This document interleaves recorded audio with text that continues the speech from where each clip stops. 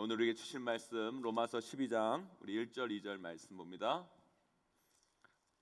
로마서 12장 우리 1절 2절 말씀 두 절 말씀인데요. 우리 한 목소리로 다 함께 봉독하도록 하겠습니다. 함께 있습니다. 시작. 그러므로 형제들아 내가 하나님의 모든 자비하심으로 너희를 권하노니 너희 몸을 하나님이 기뻐하시는 거룩한 산 제물로 드리라. 이는 너희가 드릴 영적 예배니라. 너희는 이 세대를 본받지 말고 오직 마음을 새롭게 함으로 변화를 받아 하나님의 선하시고 기뻐하시고 온전하신 뜻이 무엇인지 분별하도록 하라. 아멘. 아멘. 금요 예배 자리에 오신 여러분들을 진심으로 환영하고 축복합니다. 옆에 분을 인사할까요? 반갑습니다. 잘 오셨습니다. 반갑습니다. 오늘 은혜 받는 귀한 시간 되기를 바랍니다. 예전에는요 많이 안 쓰다가 그 시대에 유독 두드러지게 또 많이 사용하는 단어들이 있어요. 그런 단어들, 그 언어들을 이렇게 살펴보면 그 시대 문화가 어떤 것인지를 우리가 좀 알게 되는데요. 한마디로 이 언어는요 그 시대를 반영한다고도 볼 수 있어요. 예전에는 거의 안 쓰는 말인데 요즘 들어 많이 쓰는 말들. 시대는 뭐가 있을까요? 뭐 많이 있겠죠. 다양한 분야에서 많이 있겠지만 그 대표적인 단어 중에 이런 단어들이 있습니다. 뭐 공황장애, 뭐 우울증, 불안장애, 뭐 이런 단어들. 몇십 년 전만 해도 우리가 쉽게 듣지 못한 단어였는데 이런 단어들은 우리가 요즘에 들어서는 너무너무 쉽게 접하게 되는 걸 볼 수 있고요. 이게 너무 많이 사용되어지니까 많은 분들이 조금만 내 안에 뭐 이와 비슷한 상황과 감정과 느낌이 들면 혹시 나도 이게 아닐까? 뭐 이런 생각, 착각이 들게 되는 것을 경험할 때가 있습니다. 저도 그래요. 괜히 조금만 스트레스 받아서 가슴이 좀 답답하고 머리가 또 핑 돌면 야 이거 공황장애 아니야? 좀 비가 많이 와가지고 뭐 그냥 조금 센치해지면 이 우울증 온 거 아니야? 막 이런 생각이 들기도 하고 그 언어로 나를 규정짓는 일이 일어나는 게 되는 거죠. 그래서 철학자 하이데거가 이런 말을 해요. 언어는 존재의 집이다. 언어가 우리의 존재를 규정한다는 거예요.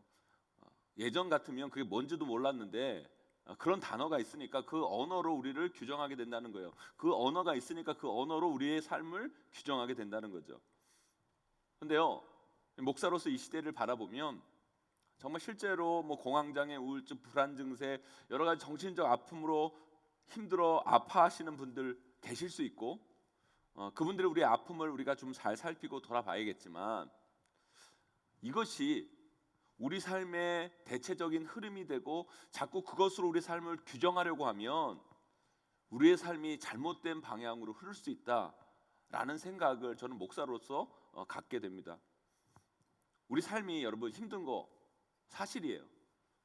그리고 대부분의 사람들 마음 가운데 이 삶이 힘드니까 그 마음 가운데 우울함과 답답함이 있는 것도 사실입니다. 그러나 그렇다고 우리 삶이 또 다 그런 것만은 아니에요. 우리에게 그런 문제가 있을지라도 여러분 그것을 극복하고 이겨낼 수 있습니다. 아멘.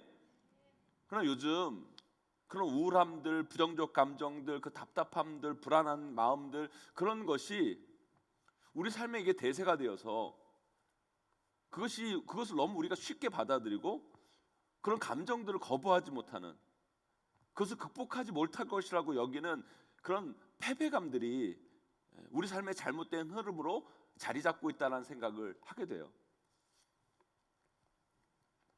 우리 오늘 말씀 2절 다시 한번 읽어볼까요? 2절 말씀 함께 읽어보도록 하겠습니다. 함께 있습니다. 시작. 너희는 이 세대를 본받지 말고 오직 마음을 새롭게 함으로 변화를 받아 하나님의 선하시고 기뻐하시고 온전하신 뜻이 무엇인지 분별하도록 하라. 아멘, 아멘. 이 말씀 뭐냐? 그 세대에 흐름들이 있다는 거예요. 그 세대의 흐름들이 있는데 너희들은 이 세대의 흐름들을 본받지 말고 다른 것을 붙잡을 수 있어야 된다. 그게 뭐예요, 여러분? 하나님의 선하시고 기뻐하시고 온전하신 뜻이 그 세대 가운데 분명히 있는데 그 세대의 흐름에 따라가는 것이 아니라 그 세대를 관통하고 있는 하나님의 기쁘시고 선하시고 온전하신 뜻을 생각하고 붙잡아야 된다. 요즘 시대를 보면 우울함과 답답함으로 뒤덮여 있다는 생각을 하게 돼요. 그리고 그것이 대세처럼 여겨지고 그런 것을 느끼는 것이 당연하다듯 사람들이 이야기하고 생각하는 그런 모습들이 있어요, 여러분. 그래서 나도 모르게 그런 상황이 조금 발생하거나 그런 마음이 조금 들면 나도 그런 거 아닐까? 막 그런 생각을 하게 되고, 조금만 힘들면 그런 단어들이 자꾸 우리를 규정하고 있으니까 우울감에 빠지고, 게다가 극단적인 생각에 대한 충동이 너무너무 쉽게 다가오게 되고, 더 무서운 것은 그것을 충동으로 받아들이는 것이 아니라 그것을 너무 쉽게 또 실행하고 있다는 거예요. 그런 경향성들이 있다는 거예요. 그러나 아니요, 여러분. 아무리 세상이요 우울함과 답답함을 이야기하고 그게 당연한 듯이 인식되어지고 세상이 그렇다 하더라도 우리는 하나님의 사람들이에요. 아멘. 우리 하나님의 사람이에요. 오늘 말씀 우리에게 분명히 말씀해 주고 있어요. 너희는 이 세대를 본받지 마라. 너희 하나님의 사람들이요, 이 세대를 본받지 말라. 그리고 너희들의 마음은 그런 마음이어서는 안 된다.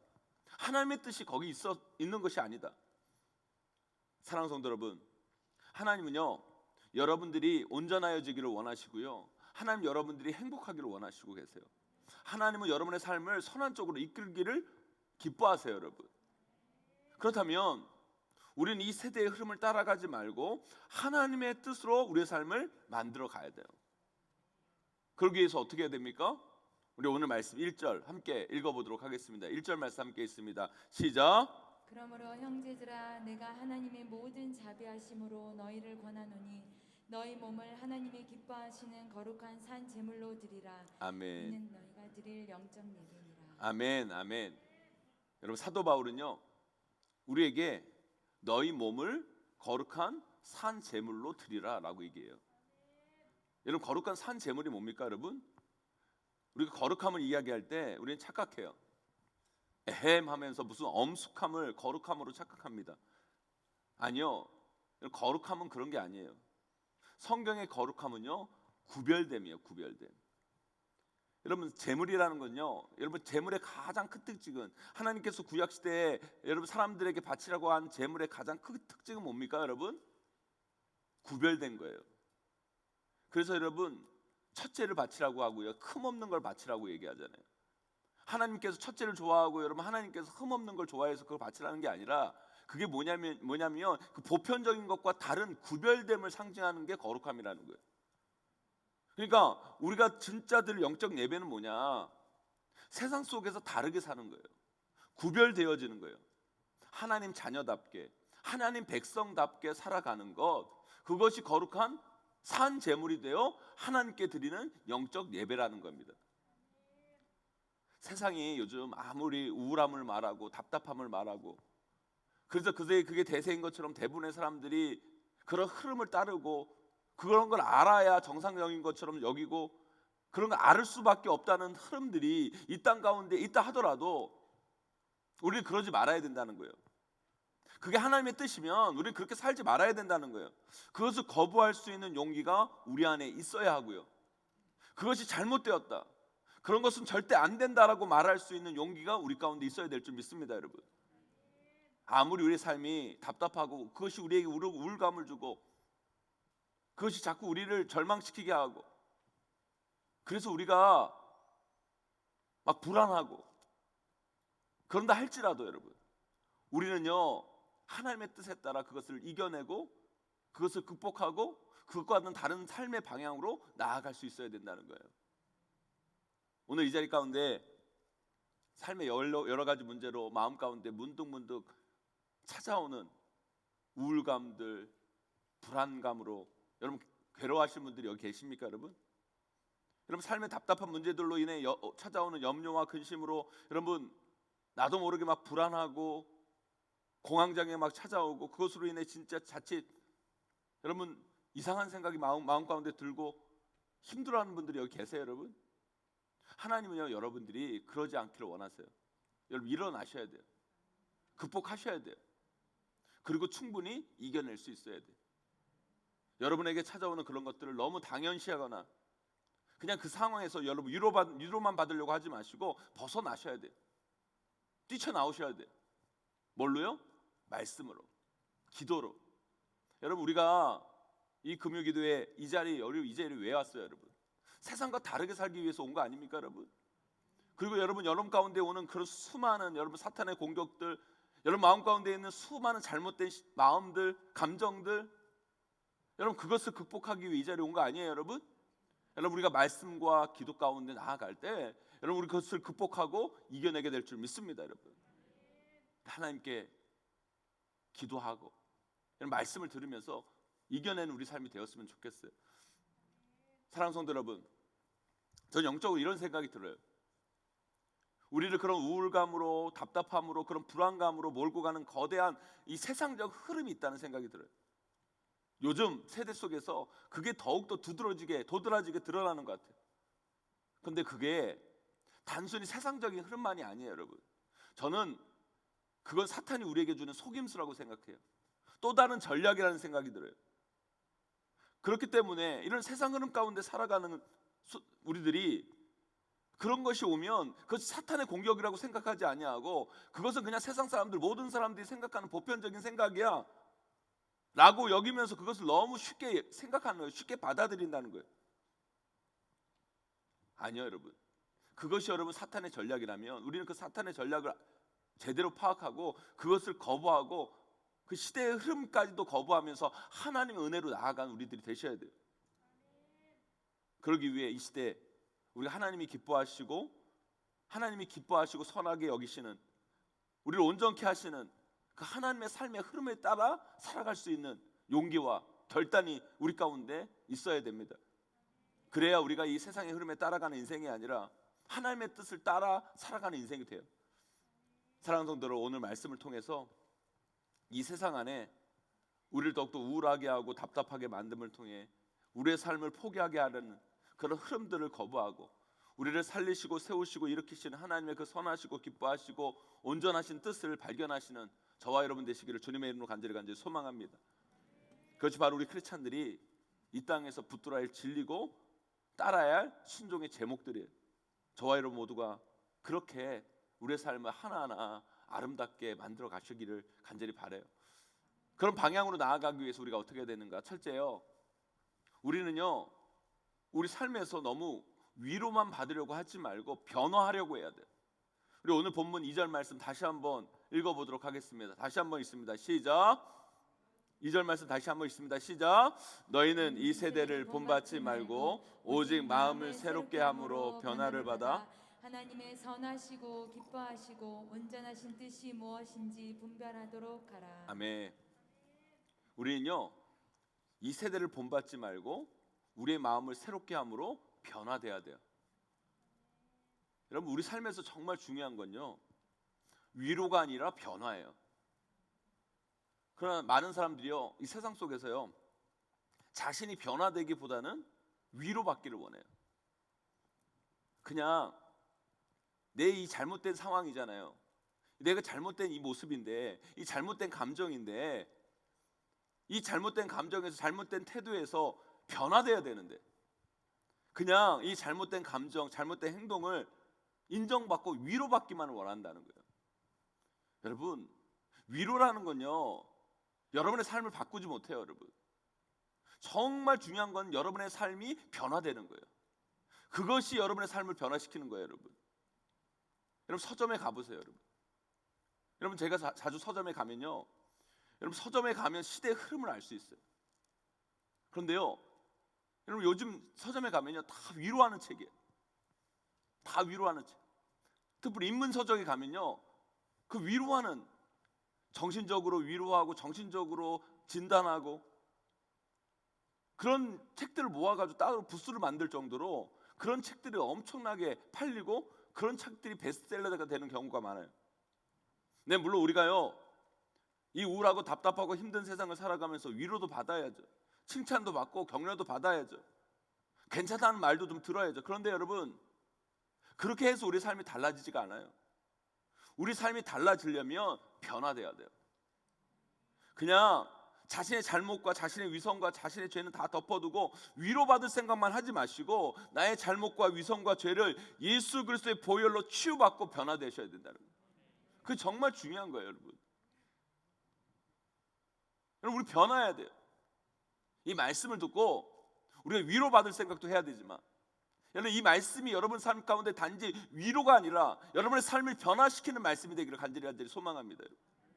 그런 말씀이 돼야 돼요, 여러분.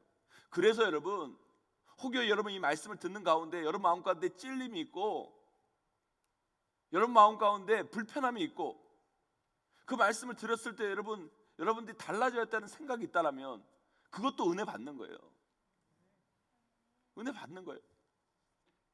요즘 아이들 말들 중에 여러분 꼰대라는 말이 있잖아요, 여러분. 요즘도 새로 나온 용어 중에 꼰대. 이거 다 같은 흐름인 것 같아요. 뭐 꼰대질한다. 뭐 어른들이나 선생님들이 아이들에게 뭐 중요한 거 놓치지 말아야 할 거 지켜야 하는 거 이야기하면 뭐 애들이 뭐 꼰대질한다고 그것도 하는 사람을 꼰대라고 얘기해요. 저는요 이게 정말 잘못된 단어고 말이라고 생각되어져요. 그리고 그 단어 자체가 우리 삶을 망가지게 만들고 그것이 우리 자녀들을 병들게 한다는 생각이 들어요. 우리 삶에는요 정말 중요한 게 있어요. 우리가 놓치지 말아야 할 것들이 있어요, 여러분. 그리고 이 땅을 살아가면서 우리 자녀들에게, 우리 후세들에게 반드시 가르쳐줘야 되고 반드시 지켜야 할 것들을 누군가는 알려주고 누군가는 말해줘야 돼요.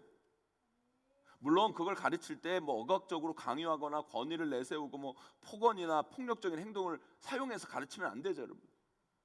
그런 것이 꼰대질이라고 하면 꼰대질일 수 있지만, 여러분 그런 것에 대해서 문제 제기는 할 수 있지만 변화를 위한 그 배움, 그 가르침 그 자체를 거부하고 그것이 잘못되었다고 말하면 안 된다는 거예요. 그 가르침 자체를 듣고 싶어 하지 않는 이것이 여러분 이 시대를 병들게 만드는 거예요. 세상 사람들이요, 여러분 대부분 사람들이요 뭔가 가르침을 받아서 변화되기보다는 그냥 그 자신의 잘못된 것들을 그냥 수용하고 받아주기만을 원해요, 여러분. 그것은 결국에는요 누구의 가르침도 안 받고 자기 마음대로 살겠다는 거예요. 이게 뭐예요? 이게 바로 사사기의 모습이에요. 자기 소견에 옳은 대로 사는 거. 자기는 달라질 마음이 하나도 없으니까 그냥 인정해 달라고, 위로해 달라고. 저는 이게 이 시대의 흐름이고 이것이 우리를 더욱더 병들게 하고 그것이 이 세상을 더욱더 우울하게 만들어 가는 거예요. 그런 말씀은 우리에게 그러지 않아요. 하나님의 말씀은 끊임없이 우리에게 가르쳐줘요. 너희들 이렇게 살아야 된다. 이것이 옳다. 이것을 지켜야 된다. 끊임없이 말합니다. 성경은 끊임없이 우리에게 가르쳐요. 우리에게 삶의 바른 길을 제시합니다. 이것이 옳은 길이다. 이게 바른 길이다. 우리에게 변화를 요구한다는 거예요. 여러분 세상 보기에는요 어떻게 보면 그게 꼰대질이에요, 여러분. 그러니까 세상의 흐름은 더욱더 기독교를 싫어할 수밖에 없는 문화가 되는 거예요, 여러분. 그러나 저는요 이런 세상 앞에서 우리 성도들에게, 우리 교회에게 이 말씀을 드리고 싶어요. 여러분 아무리 세상이 그것을 싫어한다 할지라도 우리가 세상을 향해 말해야 할 것이 있으면 말할 수 있는 용기를 가지셔야 된다는 거예요. 그리고 우리가 또한 누군가 우리에게 중요한 것을 가르치면요 그것을 그냥 꼰대질이라고 하지 마시고 들을 수 있는 용기를 가지셔야 돼요. 위로만 받으려고 하지 말고 누군가 나의 잘못과 죄에 대해서 이야기할 때 그것을 통해 내 삶의 변화로 이끌 수 있는 용기가 우리 가운데 있어야 될 줄 믿습니다, 여러분. 그것이 저는 이 시대 가운데 우리가 이 시대의 흐름을 따르지 아니하고 제대로 하나님의 뜻을 이루며 사는 중요한 삶의 자세요, 말씀의 태도라고 생각이 들어요. 제가 예전에 중국 공항에서 한국 오는 비행기를 타려고 공항에 갔는데 기다리는 줄이 엄청 긴 거예요.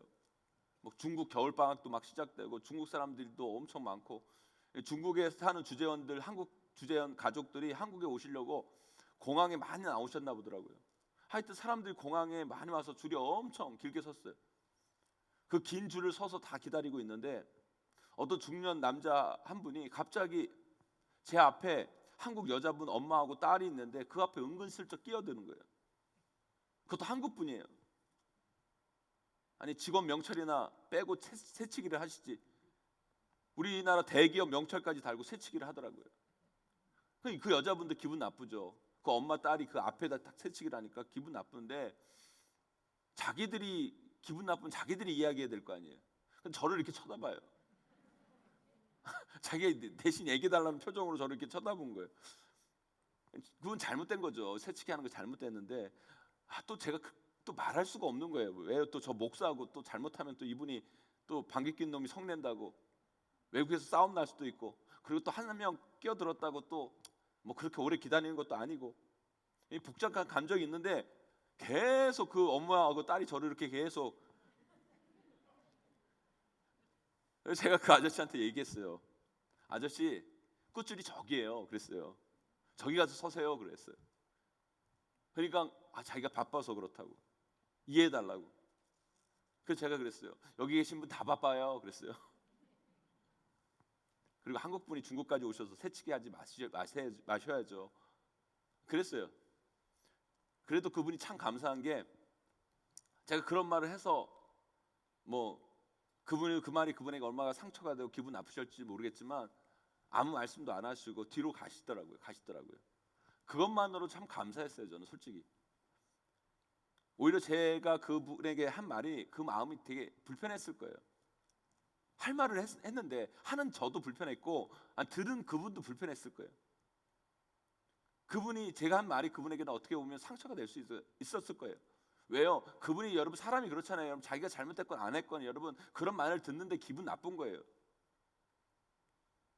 그런데 감사한 건 그걸 인정하고 뒤로 갔다는 거예요. 저는요, 이 시대의 문제가 바로 여기에 있다는 거예요. 우리는 그냥 자기가 인정받으려고만 해요. 위로만 받으려고 해요. 그러면서 다 자기의 사정을 이야기하죠. 자기의 사정을. 내가 이렇게 잘못했는데 이것 때문에 이렇게 잘못했다. 이런 문제 때문에 잘못했다. 이 시대 때문에 그랬다. 이것 때문에 그렇다. 그 사람들이요 다 그래요. 그 잘못된 것은 다 덮어두고 그러니까 어쩔 수 없지. 괜찮지. 다들 자신의 문제는 눈 감고 괜찮다는 소리만 듣고 위로에만 목말라 있어요. 그리고 맨날 자기만 상처받았다고 그래요. 자기 때문에 상처받은 생각은 사람들은 생각 안 해요. 자기만 상처받았다고 그러고 자기만 위로해달라는 시대가 이 시대라는 거예요. 아니요. 우리의 잘못으로 인해 우리의 삶에 문제가 생겼다면 여러분 위로도 받아야 되겠지만 우리가 달라져야 돼요. 바뀌어야 돼요. 위로는 우리가 열심히 살다가 올바로 살다가 최선을 다해 살다가 제대로 살다가 받아야 되는 것이 위로고요. 우리가 잘못 살았다면, 우리가 뭔가가 부족하다면, 우리가 고쳐야 한다면 우리는 위로에 앞서 변화돼야 돼요. 근데 그 변화는 어떻게 일어납니까? 예수 그리스도를 온전히 만날 때 변화되는 거예요. 하나님께 직면할 때 변하게 되는 거예요. 여러분, 세상 사람들에게 아무리 당신 죄인입니다, 당신 이거 잘못입니다 라고 해도 여러분 사람들 꿈쩍 안 해요. 여러분, 하나님의 은혜가 임하고 예수 그리스도의 십자가의 보혈이 임할 때 자기 죄가 죄로 여겨지는 거예요. 그래서 여러분 진짜 은혜 받은 사람들은요 자신이 죄인됨을 고백하는 것부터 시작되는 거예요. 여러분, 저도 마찬가지고요. 여러분도 마찬가지예요. 우리는 불완전한 존재예요. 그래서 우울해요. 답답해요.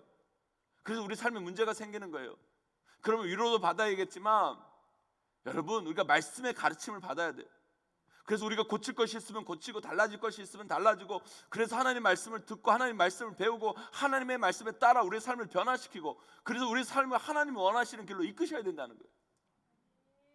그런 과정에서 상처받을 일 있으면 받을 수도 있는 용기가 우리 가운데 있어야 되고, 상처가 중요한 게 아니라 내가 하나님 뜻대로 제대로 사는 게 중요하고 나의 인생을 하나님 뜻대로 만들어 가는 것이 중요하다는 사실을 놓치지 마시기를 간절히 소망합니다. 여러분, 이런 면에서 여러분 우리는 지금 이 세상의 흐름과 세상의 문화에 거슬릴 용기가 있어야 돼요. 하나님의 말씀부터 멀어지게 하는, 그것을 거부하고 그것에 관심 갖지 않도록 하는 그 사탄의 전략이 교묘하게 이 땅 가운데 숨어져 있다고 저는 확신해요. 여러분, 그래서 사람들에게 하나님의 진리의 말씀을 가르치고 알려주고 정의를 얘기하고 진리를 얘기하고 선과 악을 얘기하고 모든 것을 옳은 것을 얘기했을 때 꼰대질 한다고 그러고 재수없다고 그러고 마음의 문을 닫아버리려고 합니다. 그러면서 자기 자신을 인정해 달라고 위로받기를 바라고 자기가 옳다는 소리만 듣기 원하고 상처받는 걸 죽기보다 싫어하고. 네, 여러분, 우리 하나님은요, 위로의 하나님이세요. 사랑의 하나님입니다. 그러나 우리 하나님은 여러분들을 어설피 위로하는 분이 아니에요, 여러분. 그냥 단순히 사랑하는 게 아니에요, 여러분. 우리 하나님은 여러분들을 제대로 사랑하시고 여러분들을 진정으로 살리는 위로를 하시는 분이에요, 여러분. 그러기에 우리에게 필요한 게 뭡니까? 예수 그리스도의 보혈의 피로 변화되는 거예요. 말씀과 기도로 변화되고 하나님의 뜻을 깨닫고 그 말씀 앞에 엎드리는 것. 하나님 우리에게 지금도 말씀하세요. 지금도 가르쳐 주십니다. 알려주십니다, 여러분. 그 중요한 말씀 우리에게 들려질 때 우리는 그것을 들을 줄 알고 새길 줄 알고 그 말씀대로 바뀔 수 있는 용기가 우리 가운데 있어야 됩니다. 그래야 우리는 세상의 흐름이 아니라 하나님 뜻 가운데 변화된 새 사람으로 살게 될 줄 믿습니다. 사랑하는 성도 여러분, 저와 여러분의 삶이 단지 위로만을 원하는 삶이 아니라 변화의 길로 나아갈 수 있는 우리 귀한 성들이 되기를 간절히 소망합니다. 2022년 그래서 여러분, 우리가 위로받기 전에 우리 삶을 변화하는데 더 주목했으면 좋겠어요. 그럴 때 우리 삶은 하나님 뜻에 더 가까이 나아가는 제대로 된 행복으로 서게 될 줄 믿습니다. 그 은혜를 누리시는 저와 여러분 되시기를 주님의 이름으로 간절히 축원합니다. 두 번째로요, 우리가요 세상의 흐름이 아니라 하나님의 흐름을 따라가려면 우리는 세상과 사람들에게 소망을 두지 마시고 하나님 뜻에 소망을 두며 살아가야 돼요. 여러분, 우울증이나 공황장애나 이 정신과에 찾아오는 대부분의 분들을 보면 그런 경우가 많이 있어요, 여러분. 여자분들이 조금 많은 경향도 있고요. 그리고요, 너무 이 복잡하게 모든 문제들을 이렇게 복잡하게 생각하는 경향들이 있어요. 그런 거예요, 여러분. 어떤 사람이요, 남자들은요, 어떤 사람들이요, 누가 너 오늘 평소답지 않게 멋있다? 그러면 그 소리 듣고 진짜 좋아요. 아, 내가 그렇게 멋있었나? 그러면서 남자는 되게 좋아해요. 그런데 이 복잡한 사람들, 또 여자분들 조금 그런 경향이 있는데 여자분들은 이게 좀 복잡한 거예요. 너 오늘 평소답지 않게 너무 이쁘다? 그럼 여자분들 어떤지 아세요? 아, 내가 평소에 어떻게 하고 다녔는데? 그럼 내가 평소에 안 입었다는 얘기야? 얘 말 참 기분 나쁘게 하네? 똑같은 얘기를 들었는데 다르게 반응한다는 거죠. 물론 뭐 좀 세밀한 분들이나 뭐 여자분들은 좀 관계 중심적이니까 이 관계 속에서 상대방에게 기대하는 것도 많고 그러다 보니까 상처가 많을 수도 있어요, 여러분. 그래서 여러분 결혼 생활 속에서 여자분들이 남자분들보다 더 불행하다고 느끼는 게, 물론 남자들이 잘못한 것도 많고 남자들이 참 나쁜 사람들도 많아서 그런 것도 있지만 그런 남자들을 향해 여자분들이 기대가 많아서 그래요. 남자에게서, 사람에게서 너무 많은 기대를 하지 마세요, 여러분. 사람들은요 다 거기서 거기에. 저는요 목회하면서 그런 여자 성도분들을 꽤 많이 봤어요. 남편 살아계실 때는 정말 표정도 어둡고 힘들게 사셨는데 남편 돌아가시고 그렇게 얼굴이 때깔이 그렇게 좋아지면서 너무 편하게 사시는 그런 분들 저는 꽤 봤어요, 여러분. 그 관계 속에서 기대하는 것도 많고 그러면서 상처받고 힘들게 살다가 그 관계를 딱 벗어나니까 뭐 기대하는 것도 없고 너무 잘 사시는 분들 전 봤어요. 여러분, 우리가 상처받았다 하는데요, 상처는요 기대하니까 받는 거예요. 기대가 없으면 상처도 없어요. 우리가 받는 상처의 대부분은 다 가까운 사람에게 받는 거잖아요. 그래서 그걸 알면서도 맨날 사람에게 기대하고 사람에게 기대하니까 상처받고, 그래서 맨날 상처받았다고 그러고. 여러분, 아예 상처받을 짓을 하지 마세요, 여러분. 목회하면요 그런 분들 많아요. 남편분들 때문에 속 썩고 자식 때문에 속 썩고, 그리고 여자분들이 참 많은데, 그래서 그래서 교회에 여자분들이 참 많잖아요. 그런 분들에게 제가 예전에 뭐 상담이나 설교를 하면서 제가 솔직히 이런 얘기를 많이 했어요. 그렇게 속 썩이는 남편, 그렇게 속 썩이는 자식들 사랑하시라고. 사랑하면 언젠가는 변화되고 달라질 거라고. 근데요, 여기서 솔직하게 고백할게요, 여러분.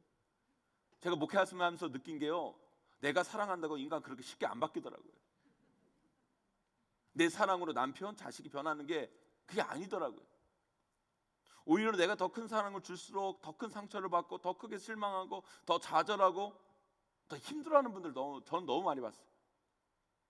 그럴 때마다 저분들에게 내가 사랑하라고 하는 말이 정말 저분들에게는 고문과 같이 여겨질 것 같다는 생각이 들 때도 있었어요. 여러분, 사랑하는 성도 여러분, 그 사람을 변화시키는 건요, 나의 사랑, 우리의 사랑이 아니에요. 예수 그리스도의 보혈의 능력이에요. 하나님의 사랑이 그들을 변화시키는 거지, 내가 사랑한다고 달라지는 게 아니에요. 내가 사랑하려고 하면 더 상처받고 더 힘들고 더 실망해. 물론 우리가 사랑해야죠. 사랑해야죠. 제가 여러분들에게 사랑하지 말라고 말씀드리는 것이 아니에요, 여러분. 그러나 내가 사랑한다고 그 사랑의 대가로 그 사람에게 변화를 기대해서는 안 된다는 거예요. 여러분, 그들을 변화시키는 건 내 사랑이 아니라 하나님의 은혜요, 하나님의 사랑임을 아셔야 된다는 거예요. 우리가 인생을 살아가면서 이 세상의 수많은 사람들에게 기대를 가지고 사랑하고 잘해주고 살면서 얼마나 많은 상처와 배신과 아픔을 겪었어요. 그것으로 인해 여러분의 속이 여러분 썩어 문드러질 정도로 얼마나 힘들었습니까, 여러분? 앞으로도 그러고 사실 거예요, 여러분.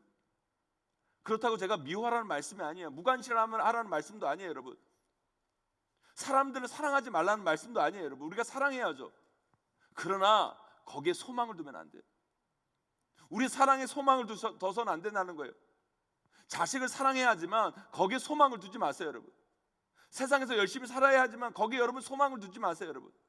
우리의 소망은 하나님께 있는 거예요. 사랑과 세상 가운데 있는 게 결코 아니라는 거예요. 세상과 사람 우리가 섬길 대상이지 소망을 둘 대상이 아니에요.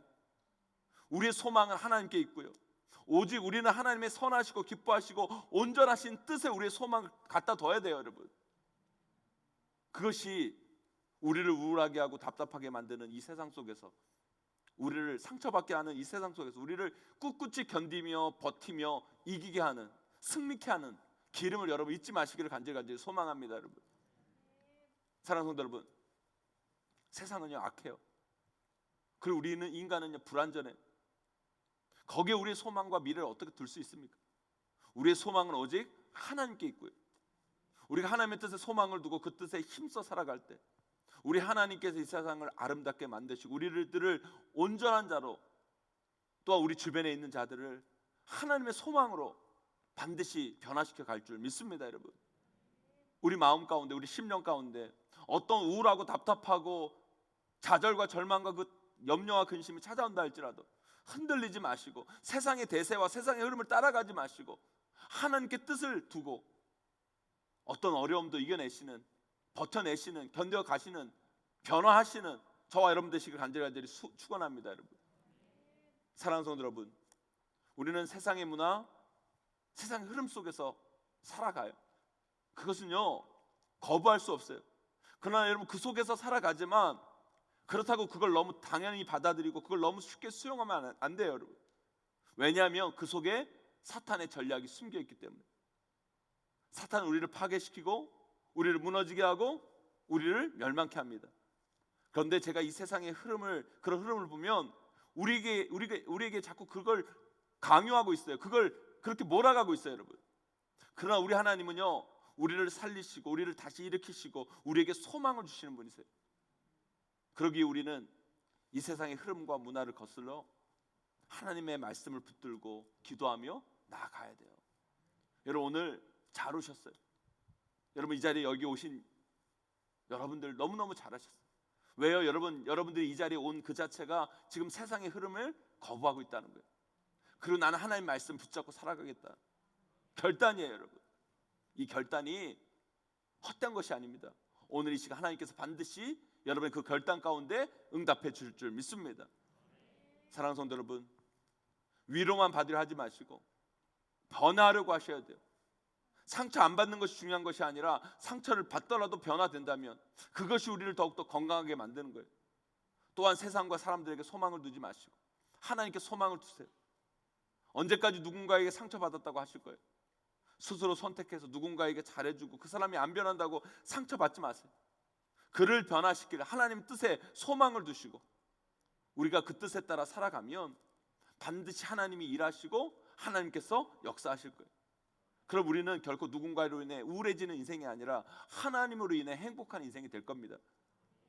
사랑하는 성도 여러분, 세상의 우울함으로 답답함으로 절망으로 그렇게 흘러간다고 세상 따라 살아가지 마시고 그 흐름에 그 시류에 편성하여 그렇게 사는 것을 당연하게 여기지 마시고 세상을 거스리는 담대함과 용기가 우리 가운데 있게 되기를 간절히 축원합니다.